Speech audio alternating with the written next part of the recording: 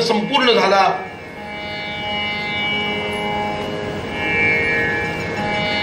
भगवान श्रीकृष्ण सुद्धा द्वारकेला परत गेले. सर्व राजे, आचार्य, ऋषी सगळेच्या सगळे परत गेले.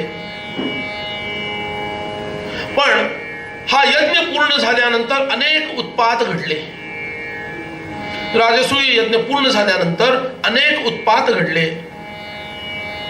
युधिष्ठिराला भय वाटलं, इतका छान तर यज्ञ पूर्ण झाला आणि उत्पात काय घडतायत.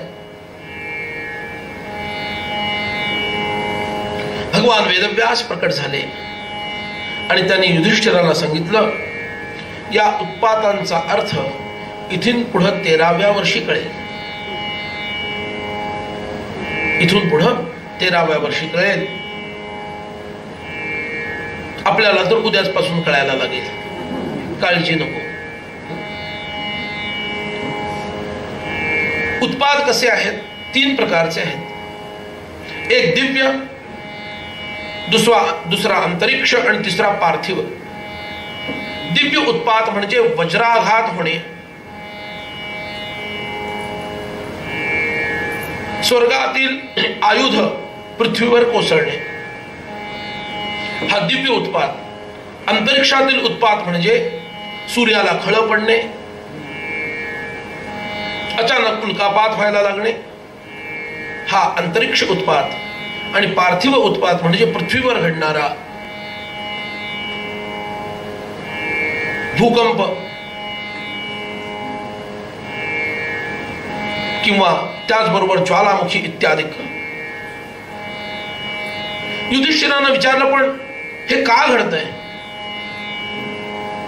तेव्हा वेदव्यास म्हणतात, दुर्योधनाचा अपराध आणि भीम आणि अर्जुन यांचं सामर्थ्य यामुळं क्षत्रियांचा महासंहार घडणार आहे 13 वर्षांनंतर. अरे, आणि त्याला निमित्त तू आहेस युधिष्ठिरा, तू निमित्त आहेस. राजा, आज रात्री झोपल्यानंतर तुला पहाटे उद्या एक स्वप्न पडेल. तुमच्या राजा नावाचं कोण असेल तर मला सांगा, उद्या काय स्वप्न पडतं का. तुला एक स्वप्न पडेल आणि या स्वप्नामध्ये भगवान शिवशंकर दक्षिण दिशेकडे दृष्टी स्थिर ठेवून बसलेले आहेत असं तुला दिसेल. दक्षिण दिशा कोणाची आहे? यमाची आहे. आणि शिव कोण आहेत? महाकाल आहेत. कालाचेही काल महाकाल आहे असं तुला स्वप्न दिसेल आणि ते आपल्या वृषभावर बसलेले दिसतील. युधिष्ठिरानं शोक केला, म्हटलं माझं जीवन व्यर्थ आहे. अरे, मी दुसऱ्याच्या मृत्यूला कारण होणार असेल, निमित्त होणार असेल तर माझा उपयोग काय? वेदव्यास भगवान अंतर्धान पावले. अर्जुनानं सांत्वन केलं. युधिष्ठिरानं प्रतिज्ञा केली, इथून पुढं मी सर्वांची समभावानं वागेन. कौरव अथवा पांडव सर्वांची मी समभावानं वागेन. कारण भेदभाव असला तरच युद्ध होण्याची संभावना अधिक असते. भेदभाव नसेल तर युद्ध होण्याची संभावना कमी होते. न प्रवक्ष्यामि परुषं भ्रातॄन्नन्यांश पार्थिवान् भेदो न भविता लोके भेदमूलो हि विग्रहः. मी कधीही कुणाशी कठोर बोलणार नाही. न प्रवक्ष्यामि परुषम, परुष म्हणजे कठोर. कधी मी इथून पुढे कुणाशी, तसंही तो बोलतच नव्हता, पण आता तर अधिक लक्ष देईल. कधीही मी कुणाशी कठोर बोलणार नाही. कुठल्या भावांशी पण नाही, कुठल्या राजे लोकांची सुद्धा नाही. कारण भेद हाच विग्रहाचं म्हणजे युद्धाचं मूळ आहे. त्यामुळं लोकांमध्ये भेद निर्माण होऊ नये असा माझा प्रयत्न असेल. पण शकुनी आणि दुर्योधन यांना मात्र ही मयसभा काय चीज आहे बघण्याची फार उत्कंठा असल्यामुळं ते थोडा वेळ तिथं अधिक थांबले. शकुनीसह दुर्योधन मयसभा पाहण्यासाठी थांबलेला आहे. काही काळ इंद्रप्रस्थात थांबून या मयसभेचं अद्भुतत्व नीट पाहावं म्हणून तो त्या मयसभेमध्ये फिरतो. आता जे ठिकाण आपल्याला माहित नाही त्याची नीट माहिती घेऊन जावं ना हो, बरोबर आहे. पहिल्यांदा जेव्हा तुम्ही इथं आला त्यावेळेला अगदी माहितगारासारखं फिरत होता का? नाही ना. आता कसे फिरता? अगदी वेळा पण पक्क्या माहिती झाल्यात, कधी कुठं काय मिळतं, कसं मिळतं.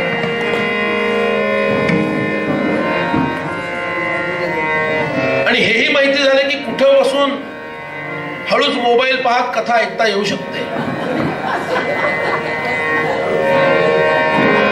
बुवा तुमच्यासाठी नाही बरं का, तुम्ही माझ्या समोर बसलेला, तुमचं नाही हो, मी लोकांचं सांगतो. तुम्ही येत आहात ह्याच्यातच आमचा गौरव आहे. इतकी सकाळची मेहनत करून बोवायचं येतात ह्याच्यातच आमचा गौरव आहे खरं तर. पण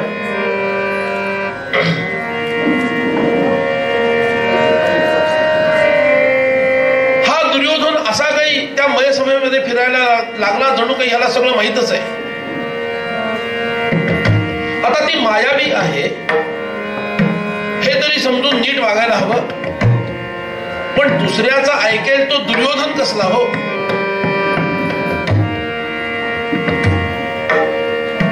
आणि असं वागण्यामुळं 4-5 वेळा तो घसरून आपटला. 4-5 वेळा मी 4-5 वेळा घसरून आपटला. त्याला दार उघडाय असं वाटलं म्हणून दारातून पलीकडे जायला गेला आणि धडकला दाराला.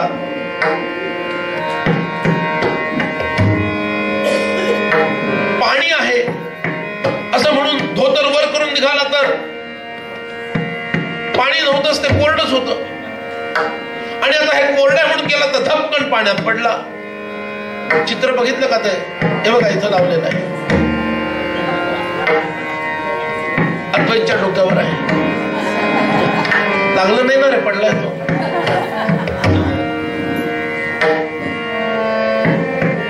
आणि असा एक प्रसंग आला की सगळे पांडव आता युधिष्ठिर सोडून तिथं आहेत आणि त्यांच्या समोर पाणी नाहीये असं समजून धपकन पाण्यामध्ये पडला आणि फिदी सगळे हसले. आणि त्यात विशेष म्हणजे काय बोला, त्यात विशेष द्रौपदी आणि काय म्हणाली, हे सगळं थोतांड तुम्हाला सांगितलेलं आहे म्हणून तर मी बोललो हा विषय. तर तुम्हाला बोलायला दिल तो बुवा कसला.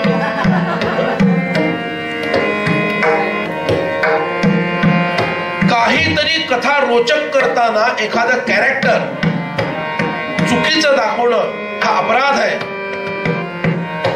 द्रौपदी हे एक फार संतुलित व्यक्तिमत्व आहे महाभारतातलं. आदर्श स्त्री म्हणून तिच्याकडे पाहायला हवं असं व्यक्तिमत्व आहे.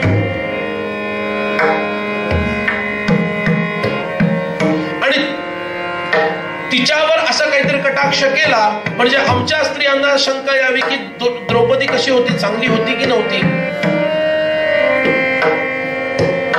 आता ज्यानं हे लिहिलं तो कोण होता तुम्हाला माहितीये का? तो हिंदू माणूस नाहीये. ज्यानं ती मालिका प्रकाशित केली तो हिंदू आहे, पण ज्यानं स्क्रिप्ट लिहिली तो हिंदू नाही. त्याने घुसडून दिलं हळूच एकच वाक्य, असं बेमालूम घुसडून दिलं. त्याच्यामुळं महाभारताकडे आणि विशेष करून पांडवांकडे आणि त्याहून विशेष करून द्रौपदीकडे पाहण्याचा इतक्या लाखोच्या संख्येतील समाजाचा दृष्टिकोनच बदलून गेला, कलुषित झाला. अशी जर भगवान श्रीकृष्णाची मैत्रीण असेल, सखी आहे ना ती, भगवंताने तिचं कान उपटायला नको. पण तिनं तसं केलंच नसेल तर ते कशाला उपटतील. ती हसलेली नाही आणि युधिष्ठिर अशा कारणासाठी हसणं शक्य नाही. उरलेले 4 पांडव हसले. भीम कसा हसला असेल दाखवू. भीम सोडून हसला. अर्जुन हसला, नकुल हसला, सहदेव हसला. भीम तर गडगडाट करून हसला. अरे वाह क्या नजारा है ना. भीम खदखदून हसला. म्हणून लक्षात ठेवा, आपल्या मुलांना सांगा द्रौपदी हसलेली नाही आणि असं अर्वाच्य शब्द तिच्या मुखात येणं शक्य नाही. एखाद्याच्या व्यंगाकडं इंगित करणं हा द्रौपदीचा स्वभाव नाही. ती खूप आदर्श स्त्री आहे. नाहीतर मग सकाळी तिचं स्मरण करायचं कशाला. जी दुसऱ्याची वैगुण्य काढते अशा स्त्रीचं स्मरण सकाळी कशाला करावं. अहल्या, द्रौपदी, सीता, तारा, मंदोदरी तथा कशाला करायचं तिचं स्मरण. आणि हा पडला, ही सगळी मंडळी हसली. आता ह्याने पण खरं हसायला हवं. अरे गंमत झाली, मी पण पडलो. पण पांडव पडले, पांडव पडले, पांडव हसले म्हटल्यानंतर याला क्रोध आला. मनामध्ये त्याने ठेवलं, याला म्हणायचं आतल्या गाठीचा. आता काही लोक आतल्या गाठीचे असतात आणि गाठ आतली असल्यामुळे सुटत नाही. हो, त्यालाच सुटत नाही, बाकीच्यांचं काय. म्हणून माणसानं सहज जीवन जगावं, सरळ जीवन जगावं. भगवान रामचंद्रांचं जीवन आहे, सरळ आहे. सगळ्यांची प्रेमाने वागतात. शूर्पणखेला पण सांगतात मी कोण आहे, आणि हे पण सांगतात मी राक्षसांना मारण्यासाठी इथं आलोय. आता बोल बाई म्हणतात, तुला काय करायचंय. सरळ स्पष्ट जीवन असावं, लपून छपून. अरे आपण काही राजकारणी आहोत. आता राजकारण हे ज्याचं प्रोफेशन असेल त्याच्यासाठी नियम वेगळे. पण आपण जर कोणी इंजिनियर, कोणी डॉक्टर, अजून काही असं काही असू तर राजकारण्यांसाठी आवश्यक असणारे नियम आपण का पाळावेत.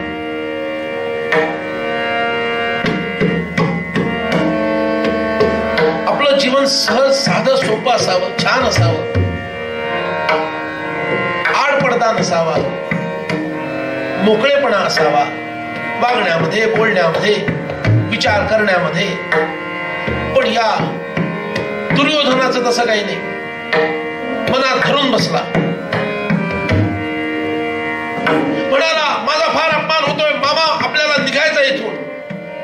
अरे पण मला बघायची महेसभा, मी नाही आता नाही थांबायचं तर चला निघा. आता शकुनी म्हणाला काय याला करावं. आणि सगळे हे दोघं परत आले हस्तिनापुरात. पूर्ण प्रवासामध्ये मामाशी एक वाक्य बोललेलं नाहीये.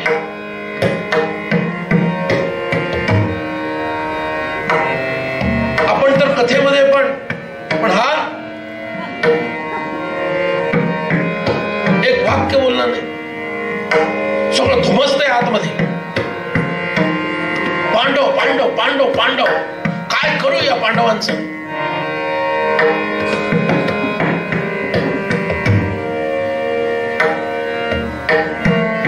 उद्विग्न झालेला हा पांडवांबद्दल अत्यंत मत्सरग्रस्त झाला आणि धृतराष्ट्रांच्या समोर येऊन आरडाओरडा करायला लागला.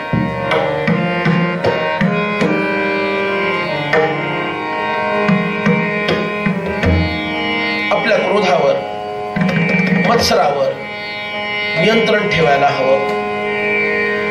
ब्रह्मचैतन्य महाराज खूप छान सांगायचे. ते म्हणायचे तुम्ही चातुर्मासामध्ये काहीतरी नियम घेता, कांदा खाणार नाही, लसूण खाणार नाही, हे तुम्ही घेता म्हणजे महाराजांच्या काळातले लोक घेत असत, काहीतरी गैरसमज नको, बरोबर ना? महाराज म्हणायचे ते ठीक आहे, त्याच्या ऐवजी म्हणून नाही. एक नियम घ्या, चातुर्मासामध्ये मी कुणाचं मन दुखवणार नाही, मी कुणावर रागावणार नाही, म्हणजे क्रोध करणार नाही, कुणाचा मत्सर करणार नाही, कुणाचा द्वेष करणार नाही. हे करणं अवघड आहे.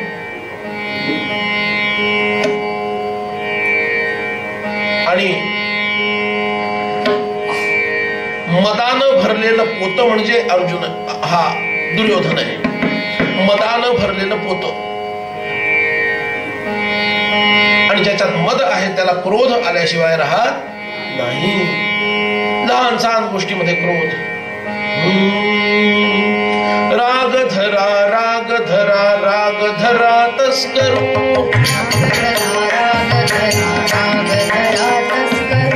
राग धरा राग धरा राग धरा तस्करू. तस्कर म्हणजे चोर. धरवेना धरवेना शांती जीवी करवेना, धरवेना धरवेना शांती जीवी करवेना, धरवेना धरवेना शांती जीवी करवेना, धरवेना धरवेना शांती जीवा करवेना. राग धरा राग धरा राग धरा तस्करू, राग धरा राग धरा राग धरा तस्करू, राग धरा राग धरा राग धरा तस्करू, राग धरा राग धरा राग धरा तस्करू. रहवेना रहवेना नीच उत्तर सहवेना, रहवेना रहवेना नीच उत्तर सहवेना, रहवेना रहवेना नीच उत्तर सहवेना, रहवेना रहवेना नीच उत्तर सहवेना. राग धरा राग धरा राग धरा तस्करू, राग धरा राग धरा राग धरा तस्करू, राग धरा राग धरा राग धरा तस्करू, राग धरा राग धरा राग धरा तस्करू. दास म्हणे बोध गेला, दास म्हणे बोध केला, दास म्हणे बोध गेला, दास म्हणे बोध केला. क्रोध अविरत आला, क्रोध अविरत आला, क्रोध अविरत आला, क्रोध अविरत आला. राग धरा राग धरा राग धरा तस्करू, राग धरा राग धरा राग धरा तस्करू, राग धरा राग धरा राग धरा तस्करू, राग धरा राग धरा राग धरा तस्करू, राग धरा तस्करू, राग धरा तस्करू, राग धरा तस्करू, राग धरा तस्करू, राग धरा राग धरा राग धरा तस्करू. जय जय रघुवीर समर्थ.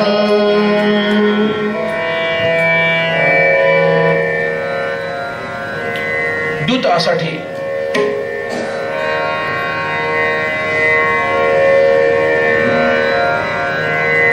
यांनी हट्ट धरला. दुर्योधन म्हणतो, बाबा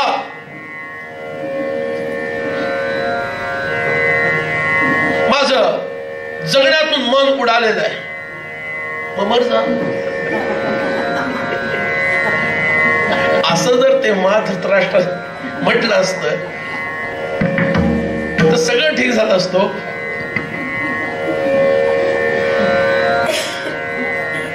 पण म्हटलं नाही, हाच तर मोठा प्रॉब्लेम झाला ना. माझं मन कुठं लागतच नाही. आणि राजसूय वर्णनाचा थाट सगळा सांगितला. आणि आहेर घेताना हाच होता ना. पांडवांना कुठून कुठून काय काय आहेर आले सगळं सांगितलं.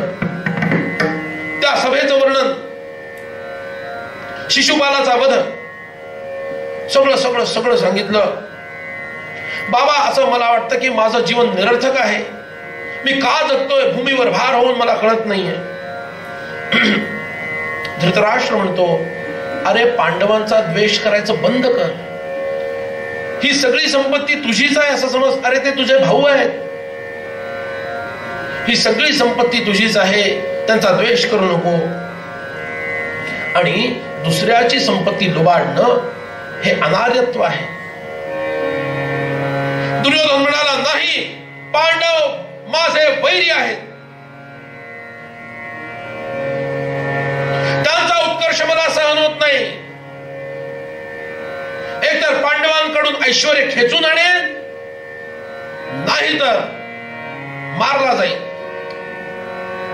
वैभव खेचून मी आणून देऊ शकतो. दुर्योधनचा बाबला हे कसं शक्य आहे? आणि त्यांनी फासे दाखवले. हिला अक्षविद्या म्हणतात दुर्योधना. आणि संपूर्ण जंबूद्वीपामध्ये आज अक्षविद्येमध्ये माझा हात धरू शकेल असा दुसरा कोणी नाहीये. तुझ्या परमभाग्याने तुझा मामा आज तुझ्या जवळ आहे. तुझे तात आहेत धृतराष्ट्र, यांनी केवळ निर्देश करावा.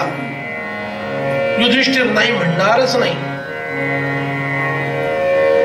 आणि अंगाला एक ओरखडा पडू न देता संपूर्ण पांडवांचं वैभव तुझ्या चरणाशी असेल. द्यूतातले पण म्हणजे धनुष्य आहे, त्याचे फासे म्हणजे बाण आहेत. द्यूतातील कौशल्य हीच धनुष्याची प्रत्यंचा आहे. आणि तो पट आहे, तोच रथ आहे. अक्षविद्या जाणणाऱ्यांसाठी हेच युद्धक्षेत्र आहे. आणि या युद्धाच्या पटावर कितीतरी राज्य उभी राहिली आणि कितीतरी राज्य कोसळली.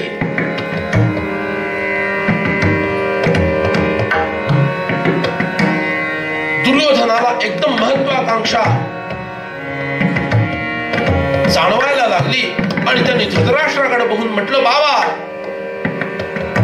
द्यूताला परवानगी द्या. भरपूर चर्चा झाली. धृतराष्ट्र म्हणाला, अरे मी जरी राजा असलो तरी माझे मंत्री त्यांची अनुमती मला घ्यावी लागते. भीष्म, कृप, द्रोण, विदुर सगळे आहेत. सगळ्यांनी विरोध केला आणि विदुरांनी तर भरपूर विरोध केला. तरी सुद्धा मुलाच्या प्रेमानं वेडा झालेला हा आंधळा धृतराष्ट्र द्यूतासाठी क्रीडागार बनवतो. क्रीडागार बनवलं गेलं आणि सगळ्यात जास्त विरोध विदुर करतोय ना, विदुरालाच पाठवूया पांडवांना आणण्यासाठी. आणि म्हणून विदुराला पाठवलं गेलं.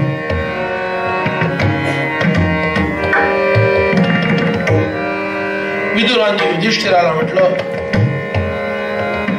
आहूतोहम न निवर्ते कदाचित तद्वाहितं शाश्वतं मयि व्रतं मे. विदुरांनी खूप समजावून सांगितलं, याच्यातून महाविनाश प्रकट होईल असं मला दिसायला लागलंय. शहाणा असशील तर नकार दे. पण युधिष्ठिर म्हणतो, माझ्या समोर कोणी जर प्रस्ताव ठेवला तर तो प्रस्ताव स्वीकारणं हे माझं व्रत आहे. त्याचं निष्पन्न काही का होईना. आणि ह्याच बाबतीमध्ये भगवान श्रीराम आणि युधिष्ठिर यांच्यामध्ये भेद दिसून येतो. आणि म्हणून पुढं उद्या आपण पाहणार आहोत, अनेक ऋषी युधिष्ठिराला भेटतात आणि युधिष्ठिराला श्रीरामांचं चरित्र ऐकवतात. तू असा बन, तू असा बन, तू असा बन. ते तुझे आदर्श आहेत.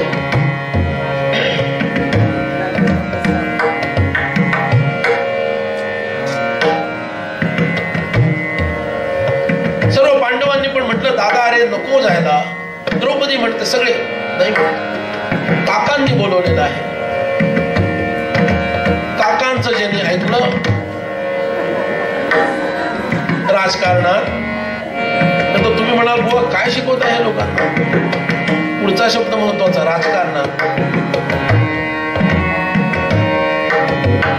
आणि काका जर बोक्यासारखा असेल तर छातीचा ठोका चुकल्याशिवाय, घड्याळाचा म्हणायचं ऐवजी मी छातीचा म्हटलं,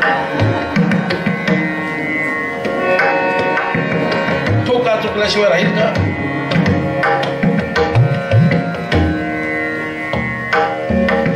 द्यूत सभेमध्ये पांडव येऊन बसले आणि सुहृद द्यूत चालू झालं.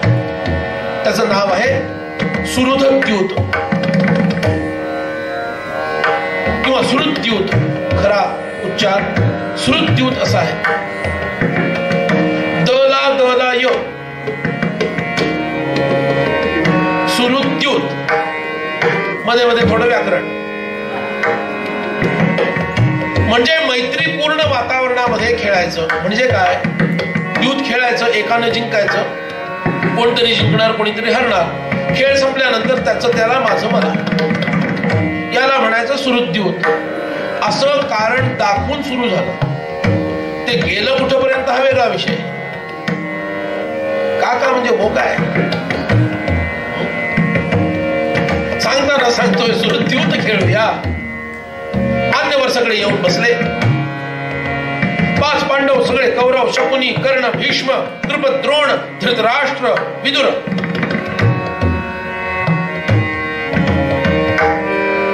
आणि म्हणून भगवंतानी द्यूतम छलितामहम असं गीतेमध्ये स्वतःची विभूती सांगताना सांगितलं. छळ करणाऱ्यांमधला द्यूत मी आहे.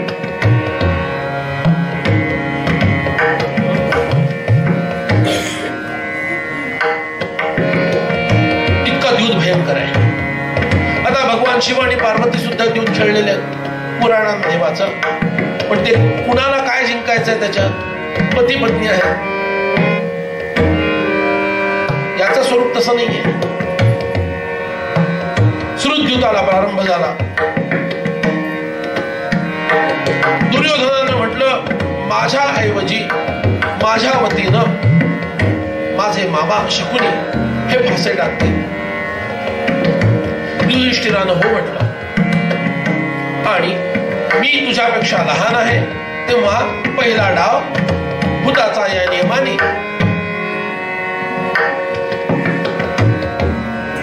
पहिला डाव मी टाकणार, म्हणजेच माझ्या वतीनं मामा शकुनी टाकणार. यालाही युधिष्ठिराने होकार दिला आणि द्यूताला प्रारंभ झाला. अरे हा असा कमालीचा खेळाडू आहे शकुनी, तो डाव हारतच नाही. बोला सम्राट युधिष्ठिर, काय लावता सुरुवातीला? उंची उंची मणी त्यांच्याकडे होते, ते मणी लावले. दुर्योधना, सगळे युधिष्ठिराचे मणी तुझे झाले, घे म्हणून टाकला डाव आणि जिंकला. सगळे मणी ओढून घेतले. महाराज काय लावताय? माझ्याकडे सहस्त्र निष्क आहेत, लावतो. सहस्त्र निष्क जिंकले.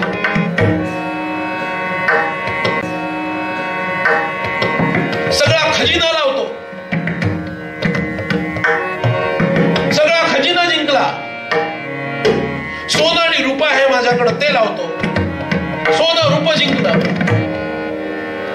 माझ्याकडे उत्तमातील उत्तम रथ आहेत, डावावर रथ लावले. अरे पांडवांचे रथ. दुर्योधना, हे घे पांडवांचे रथ, तुझे झाले म्हणून टाकला डाव, जिंकला. रथ. गुणवती 1,00,000 दासी माझ्या मी देत आहे. दासी पण मिळवल्या. 1,00,000 दास मी देत आहे. दास पण मिळवले. माझ्याकडे 1 सहस्त्र गजदल आहे. हे 1 सहस्त्र गज मी लावतो. गजदल 1000 हत्ती. हे गजदल पण मिळवलं. 1,00,000 रथ मिळवले. आता त्यांनी वरुणाकडून प्राप्त झालेला अर्जुनाचा रथ लावला, ज्याच्यावर कपीचं चिन्ह आहे. अजून हनुमान आलेले नाही, कपीचं चिन्ह आहे फक्त. नंतर काय रथ मिळतोय तो रथ लावला, तोही जिंकला. 1,00,000 शकट आहेत, म्हणजे वेगळी वेगळी व्हेकल्स. शकटला मराठीमध्ये व्हेकल असं म्हणतात, VEHICLE.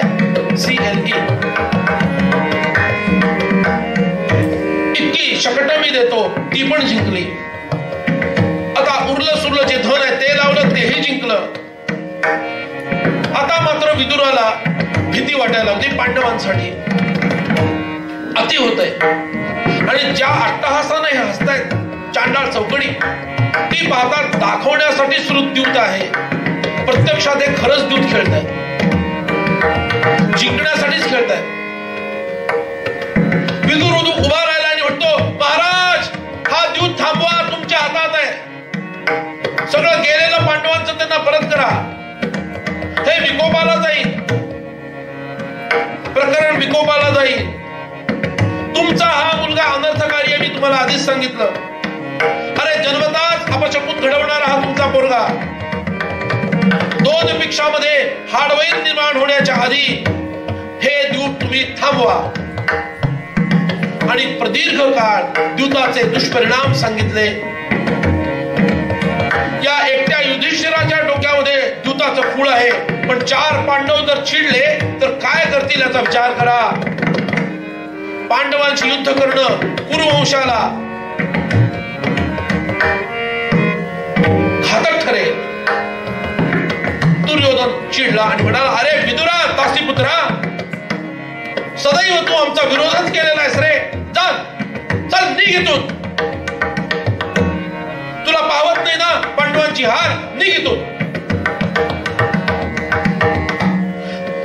या दुर्योधनाकडे विदुराने दुर्लक्ष केलं. पुन्हा त्यांनी समजावण्याचा प्रयत्न केला. तो आंधळा, डोळ्यांनीच नव्हे कानाने पण आंधळाच होता, बधीर झाला होता. विदुरांचा चांगला सल्ला त्याला ऐकूच येत नव्हता. त्याला फक्त शकुनी, दुःशासन, दुर्योधन, कर्ण यांचं गर्वोत्थत हास्यच फक्त ऐकू येत होतं.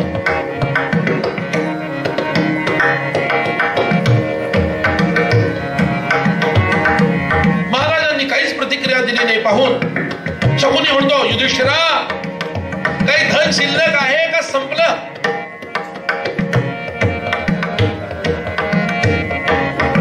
काही लावण्यासारखं शिल्लक आहे तुझ्याकडं की भिकारी झालास? सम्राट युधिष्ठिर भिकारी झाला काय? कसं वाटत असेल?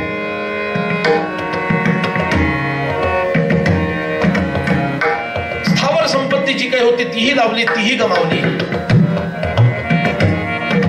महाराज अजून काही आहे का तुमच्याकडं? बघा, एक डाव लावा आणि सगळं परत मिळवा. मी माझा नकुल डावावर लावतो. आणि एकदम दुर्योधनाचे डोळे विस्फारले. भावालाच डावावर लावतोय. हा नकुल मिळाला पाहिजे मामा, काय वाटेल ते कर. आणि फासे टाकले, डाव जिंकला. नकुल भिकारी झाला, आमचा दास झाला. नकुलांनी मान खाली घातली. महाराज आहे का हिम्मत आणखी भावाला कुठल्या लावायची? सहदेवाला लावतो. सहदेव गमावला. महाराज अजून 2 वीर आहेत तुमच्याकडं. बघा, ट्राय युअर लक. अर्जुनाला लावलं. आता मात्र दुर्योधनाला अशा काही त्याच्या भावना उद्दीपित झाल्या. म्हणाला, मामा हा जर नाही मिळाला तर तू आहे आणि मी आहे.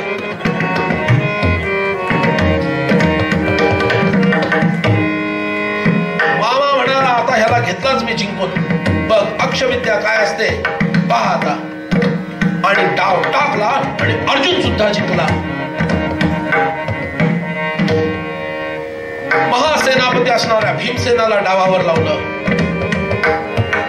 आता तर दुर्योधनाला एक क्षण शांत बसवेना. ज्याप्रमाणे झू मधल्या एखाद्या सिंहानं किंवा वाघानं त्या पिंजऱ्यामध्ये फेऱ्या घालाव्यात अस्वस्थ होऊन असा दुर्योधन अस्वस्थ झालाय. जर भीम मिळाला ना दिवस रात्र त्याला मी असं कामाला झोपेन. दास म्हणतो मामा भीम पाहिजे. मामाने टाकला डाव आणि जिंकला भीम सुद्धा. अरे हा मामा हरतच नाही. महाराज आता कुणाला लावता बोला. युधिष्ठिर म्हणाला मी स्वतःला लावतो डावाला. आता तर परिसीमा झाली, काय बोला. आणि या शकुनीने डाव टाकला आणि मोठ्याने ओरडला जिंकलो. हा आंधळा पण काय काय काय झालं काय झालं विचारतोय सिंहासनावर बसून. दुर्योधन नाचायला लागला, वेडा झाला. युधिष्ठिराला जिंकलं. युधिष्ठिर हरला रे म्हणून एकच हाकाटी झाली. पण किती नीच वृत्तीचे हे लोक आहेत बघा. एकदा तुम्ही वाईट वागायला लागलात ना की खोलातच जाता.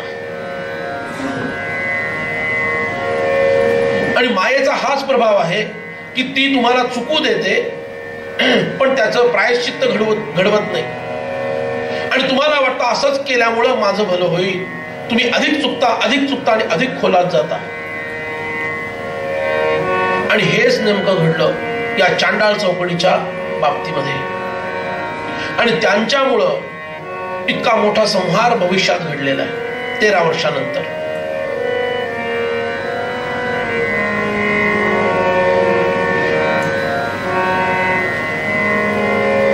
शकुनी म्हणतो महाराज एक डाव लावा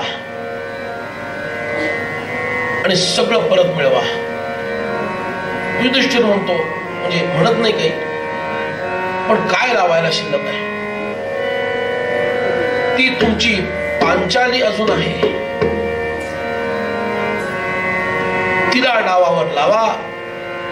जर तुम्ही डाव जिंकलात गमावलेले सगळे बंधू, गमावलेली सर्व आयुध, गमावलेली सर्व शकट, रथ, गजदन सर्व सर्व सर्व तुम्हाला मिळेल. द्रौपदीचं नाव निघालं आणि युधिष्ठिराने म्हटलं मी द्रौपदीला पणाला लावतो. हा शब्द ऐकला आणि मान्यवरांनी कान झाकून घेतले. म्हटले काय अनर्थ आहे हा,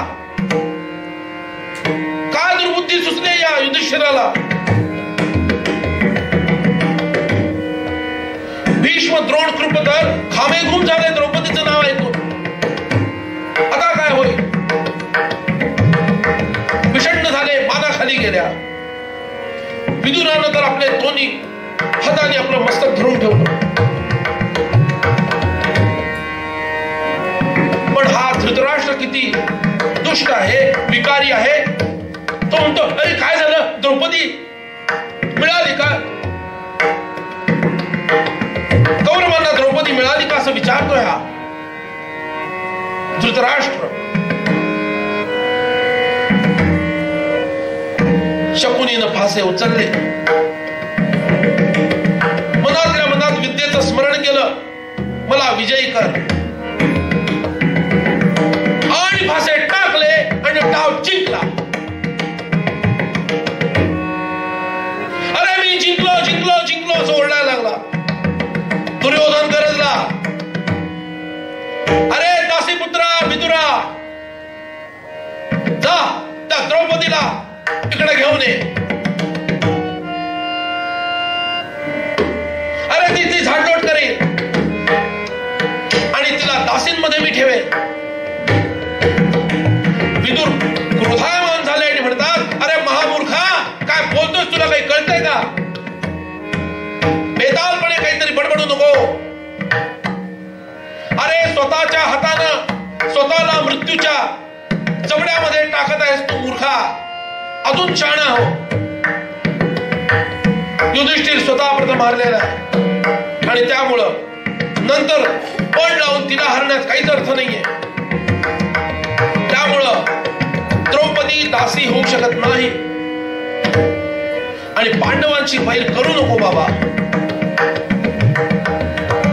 क्रुद्ध झालेला हा दुर्योधन एका सूताला म्हणतो, जा रे त्या द्रौपदीला घेऊन ये. आता बिचारा तो सूत आहे, स्वामीची आज्ञा पाळणं त्याचं काम आहे. तो जातो, भीत जातो, कारण द्रौपदी पतिव्रता आहे. भीत तिच्याकडे जातो आणि आजीजीनं म्हणतो, देवी आपल्याला दुर्योधन युवराजांनी द्यूतागारामध्ये बोलवलेलं आहे. द्रौपदी म्हणते, काय म्हटलंस? त्यांनी परत सांगितलं, तिथं कोणी अन्य स्त्री नाहीये, मी येऊन काय करू? नाही, मला तशीच आज्ञा मिळाली आहे, आपण कृपया चलावं. अरे त्याच्याही मनामध्ये हिच्याबद्दल सन्मान आहे, पण द्वेषानं पेटलेले या चांडाळ चौकडीला दुर्बुद्धी झाल्यामुळे त्यांना काहीच कळत नाहीये. आणि त्यांनी काय घडलं ते अगदी थोडक्यात सांगितलं. काय हुशार द्रौपदी आहे आणि किती विश्वास तिचा आपल्या पतीवर आहे. तिनं प्रश्न विचारला. युधिष्ठिर महाराज स्वतःमध्ये पहिल्यांदा हरले स्वतःला की मला आधी हरले सांग. त्यांनी क्रम सांगितलं, आधी ते स्वतःला हरले आणि नंतर तुम्हाला हरले. ती म्हणाली, मी येत नाही, तुझा. हात हलवत परत आला. दुर्योधन क्रोधायमान झाला. काय झालं म्हणून विचारलं. त्यांनी घाबरत दुर्योधनाला सांगितलं, परत पाठवलं.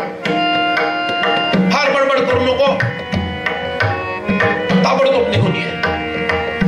पुन्हा तो हात हलवत परत आला. ती काही आली नाही. शेवटी युधिष्ठिराने निरोप पाठवला, तू एक वस्त्र आहेस तरी सुद्धा सभेमध्ये जशी आहेस तशी ये. एक वस्त्र म्हणजे रजस्वला अवस्थेमध्ये राहण्याची ती एक पद्धत होती. तू तशीच परत ये.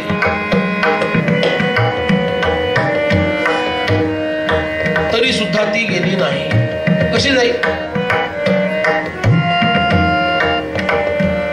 ती येत नाही. बघितल्यानंतर दुःशासनाला आज्ञा दिली दुर्योधनानं, जा रे आणि तिला फरफटत घेऊन ये. कशी येत नाही बघूया. आणि दुःशासन आता ही त्याची मोठी वहिनी आहे. बघा, रामायणातील लक्ष्मण आणि सीता यांचा संबंध बघा आणि या दुःशासन आणि द्रौपदी हा संबंध बघा. म्हणून रामायण आदर्श का आहे? नाहम जानामि केयुरे नाहम, काय दिव्य भावना लक्ष्मणांच्या आहे.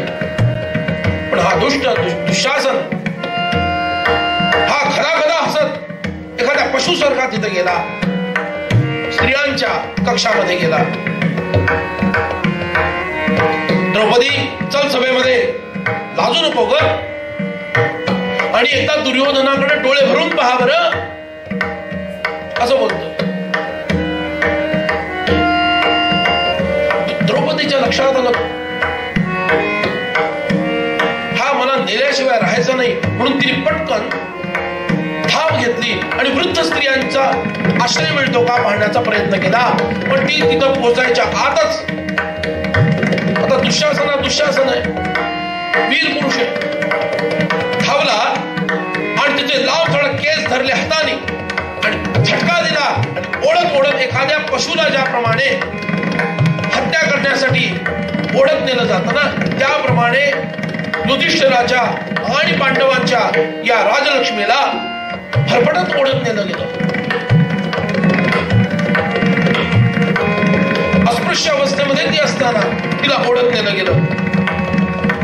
आणि अशा स्थितीमध्ये फरफटत जात असणारी ही कृष्णार्जुनांचा धावा करते. या मला वाचवा. दुष्ट हा दुःशासन आहे तो म्हणतो, अगं तू रजस्वला आहेस, तू एक वस्त्र आहेस का विवस्त्र आहेस, आम्हाला काही त्यांनी फरक पडत नाही. आणि फरफटत तिला आणलं, युद्ध सभेमध्ये उभं केलं. द्रौपदी म्हणते, माझ्या श्रेष्ठ पतींना हे सहन होणार नाही तुझं वागणं. युधिष्ठिर हे महाप्राज्ञ आहे, त्यांच्या लहान लहान चुकांकडे मी निर्देश करणार नाही. मला असं वाटतं की भरत कुलोत्पन्न हा धर्म लयाला गेलेला दिसतोय, जिथं एका राजस्त्रीला, सन्माननीय स्त्रीला द्यूतागारामध्ये आणलं जात आहे आणि ह्या पद्धतीनं आणलं जात. ही तिची वचनं ऐकून भीष्म, द्रोण, कृप लाजेनं चूर झाले, तोंड लपवायला लागले. त्यांना काहीच करता येईना. आणि दासी शब्द ऐकला आणि हा कर्ण बेहोश झाला, नाचायला लागला, उन्मत्त झाला. द्रौपदी दासी झाली, द्रौपदी दासी झाली. भीष्मांनी उत्तर दिलं, बाळ, धर्म हा अत्यंत गहन आहे, धर्म हा अत्यंत गहन आहे. तुझ्या प्रश्नाचं उत्तर मी देऊ शकत नाही. द्रौपदीनं खूप विलाप केलेला आहे. भीम चिडला, भीमाचा क्रोध उफाळून आला. भीम उभा राहिला आणि भीम म्हणतो, राजा युधिष्ठिरा, पत्नीला द्यूताला लावायचं हा तर कहरच झाला रे. आता माझ्या क्रोधाला सामना कर, माझ्या क्रोधाचा. आणि असं म्हणून भीमानं या सहदेवाला आज्ञा दिली, सहदेव जा आणि तो पलिता जळता घेऊन ये, आज याचे हात जळल्याशिवाय मी राहणार नाही.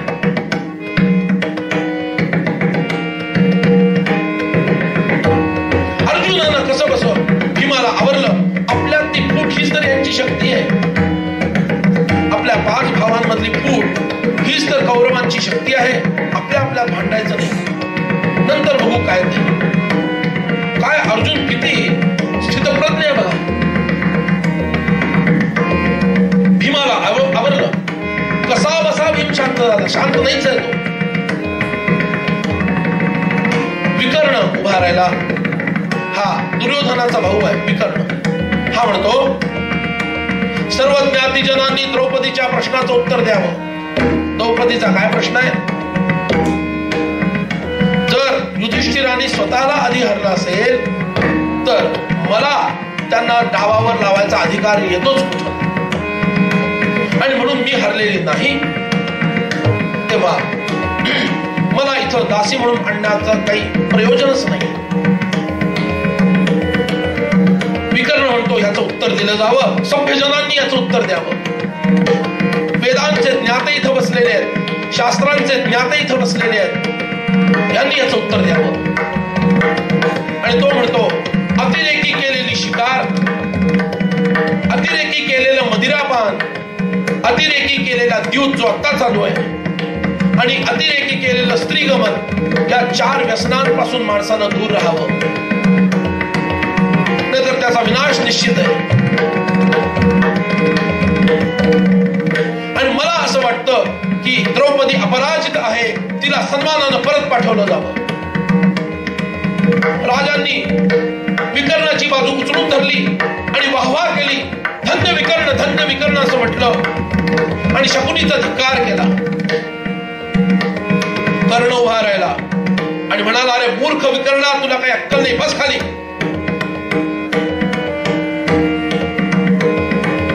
युधिष्ठिर आणि पांडवांच्या मध्येच द्रौपदीचा अंतर्भाव होतो. अर्धांगिनी कशाला म्हणायचं,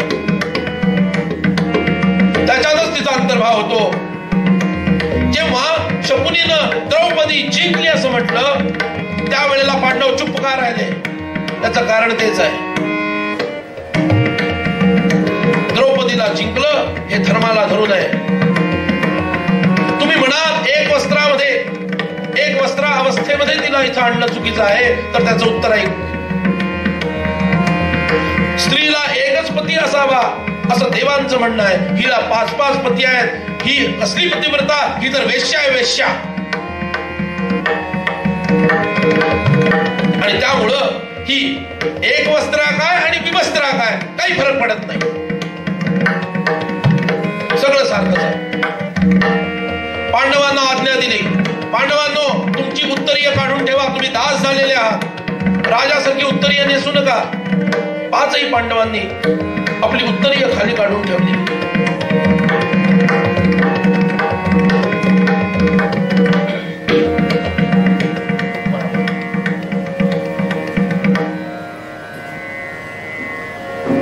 आणि जेव्हा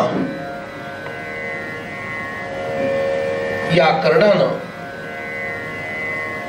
असं म्हटलं एक वस्त्रा काय आणि विवस्त्रा काय, तरी कशाला हवाय अंगावर, असा विचार करून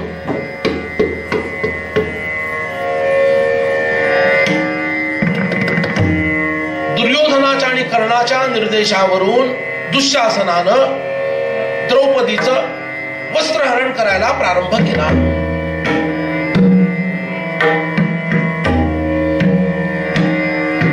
द्रौपदीनं हंबरडा फोडला.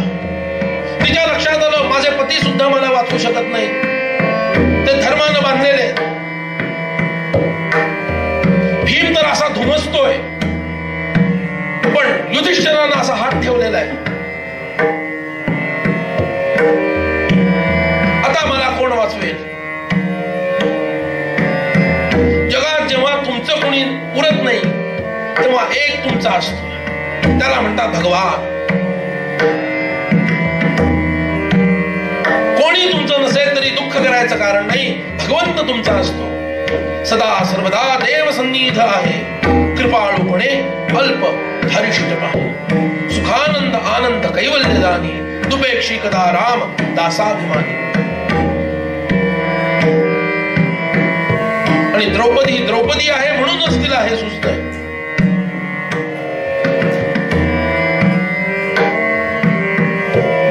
आणि आपला प्रिय सखा भगवान श्रीकृष्ण याचा तिनं धावा सुरू केला. काय अद्भुत स्तुती आहे भगवंताची. भगवंताला जवळून ओळखणारी व्यक्ती असल्याशिवाय इतकी स्तुती करता येत नाही. इतकी जेन्युइन स्तुती आहे, अप्रतिम.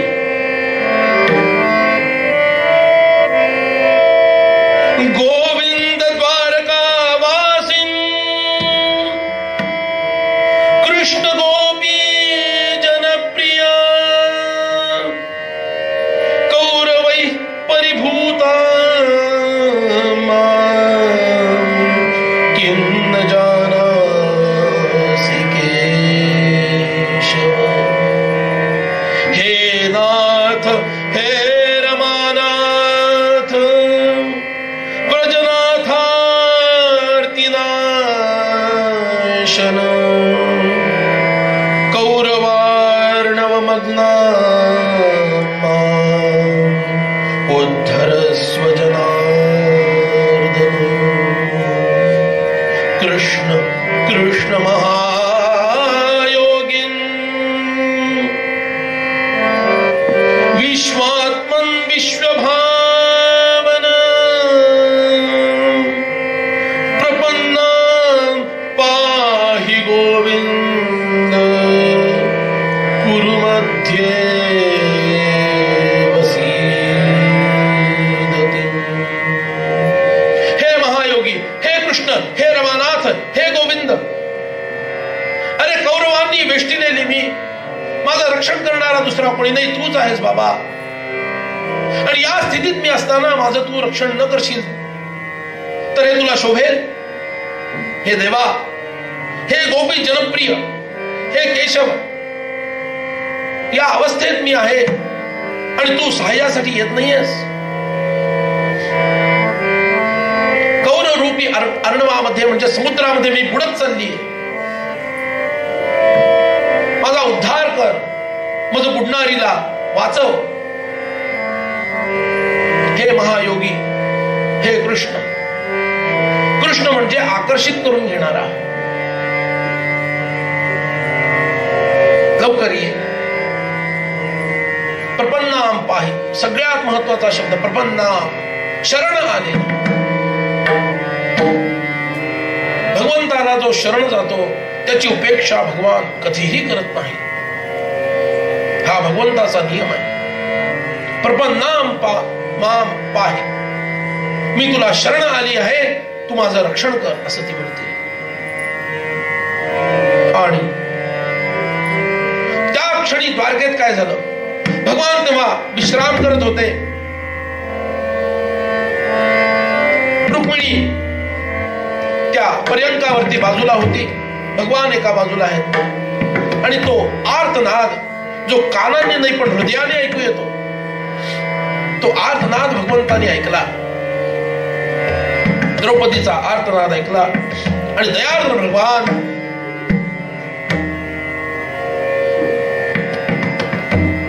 मंचकाला लाथ मारून उठले असा उल्लेख आहे. आणि कुठं अदृश्य झाले माहिती नाही. आणि अदृश्य रूपानं धर्म रूपामध्ये येऊन महाभारत श्रीकृष्णांनी वाचवलं असं म्हणत नाहीये, धर्मानं वाचवलं असं म्हटलेलं. म्हणजे भगवंतानी धर्मरूप धारण केलं आणि अदृश्य रूपामध्ये येऊन सुंदर सुंदर अद्भुत असे दिव्य वस्त्र या द्रौपदीला परिधान करवली. हा ओढतोय. द्रौपदी प्रपन्न असल्यामुळं, शरणागत असल्यामुळं विरोध करत नाहीये दुःशासनाला. आणि ती गदगद फिरतीये. तिचं चित्त भगवंताच्या चरणाशी एकरूप झालेलं आहे. आणि भगवंताच्या चरणाचं ध्यान करता करता ती त्याला शरण गेलेली गोल गोल फिरतीये. आणि हा इतके काही वस्त्र ओढतोय. एक वस्त्रा काय हो, अनंत वस्त्रा झाली ती. एक वस्त्र असणारीला विवस्त्रा करण्याचा उद्योग करणाऱ्यांसाठी ती अनंत वस्त्रा झाली, कारण ती वस्त्र अनंताची होती. हे वस्त्र ओढतात, नवीन शालू येतोय. तो शालू नाही संपत तर नवीन आणखी एक शालू. अरे ढीक जमला सगळा शालूंचा. आणि दुःशासनासारखा दुःशासन महावीर ही गोल गोल फिरून नाही थकली, कारण भगवंतानी तिला सहारा दिला होता. हा पार थकून गेला, घामाघूम झाला आणि तो ढिगारा असा दमलेला आहे. त्या ढिगाऱ्यामध्ये दुःशासन दिसेनासा झाला आणि पटकन खाली बसला.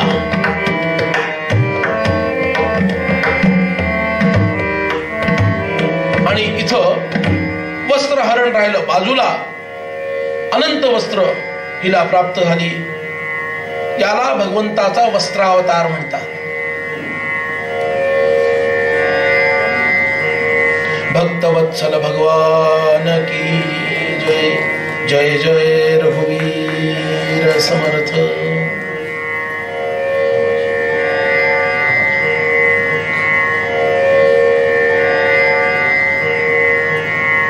एक सुंदर पद आहे, त्याच्यात फक्त शब्द जानकीनाथ असा आहे.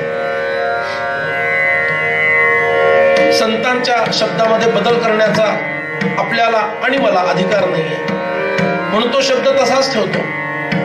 पण भावार्थ हाच आहे. आणि याच्यात हा उल्लेख सुद्धा आहे द्रौपदी वस्त्रहरणाचा. तुम्हाला ते माहित आहे भजन, महान संत तुलसीदासांचं भजन आहे.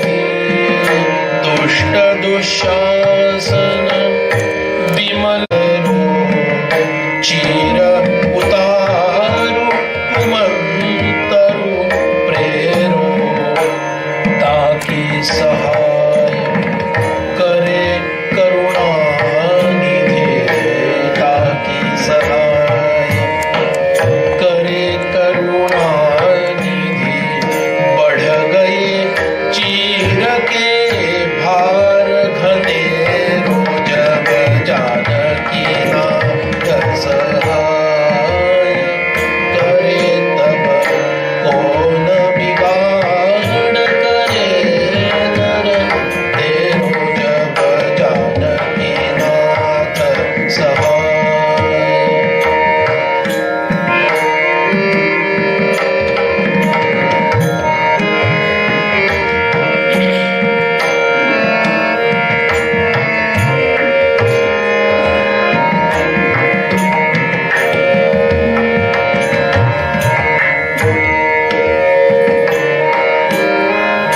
जाकी सहाय करे करुणानिधि जाकी सहाय करे करुणानिधि ताके जगत में भाग बढ़े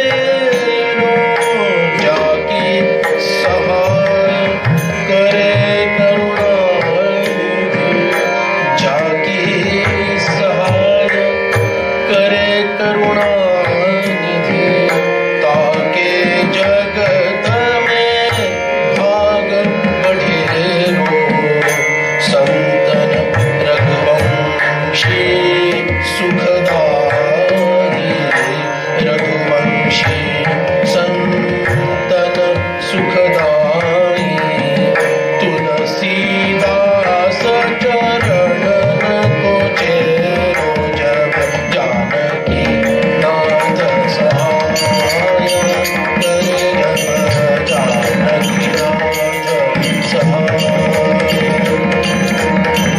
जानकी नाथ सहाय करे जब जानकी नाथ सहाय करे जब जानकी नाथ सहाय करे जब कौन बिगाड़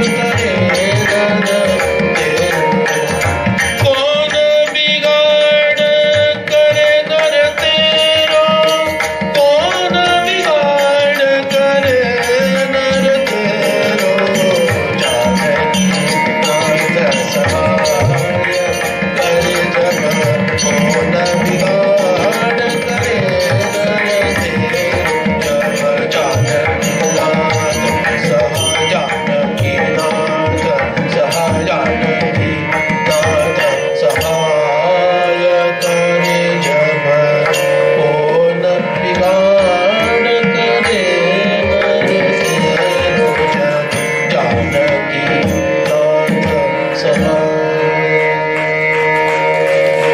गोपाल कृष्ण भगवान की जय जय जय रघुवीर समर्थ।